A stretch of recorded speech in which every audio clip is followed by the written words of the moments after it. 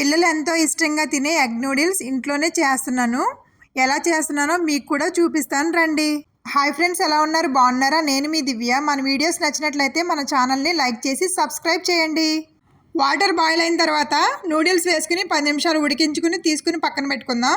మరి ఒక ప్యాన్లో ఆయిల్ వేసి ముందుగా కలుపుకున్న కోడిగుడ్లు, అందులోనే అల్లం పేస్ట్ కూడా వేసుకున్నాను. బాగా ఫ్రై చేసుకుని కోడిగుడ్లు బాగా ఫ్రై అయిన తర్వాత కట్ చేసి పెట్టుకున్న పచ్చిమిరపకాయలు, ఉల్లిపాయలు, కరివేపాకు వేసి మరి ఒకసారి బాగా కలుపుకుని కట్ చేసిన క్యారెట్, క్యాప్సికము, క్యాబేజ్ ముక్కలను కూడా వేసి బాగా కలుపుకుని కొంచెం కారం, జీలకర్ర పొడి, మిరియాల పొడి, గరం మసాలా వేసి బాగా కలుపుకుని కొంచెం టేస్టింగ్ సాల్ట్ కూడా వేసి కొద్దిగా సోయా సాస్, హాట్ సాస్ కూడా వేసి మరి ఒకసారి బాగా కలుపుకుని ముందుగా మనం ఉడకబెట్టుకున్న నూడిల్స్ కూడా వేసుకుని స్టవ్ని హై ఫ్లేమ్లో ఉంచుకుని బాగా కలుపుకోవాలి.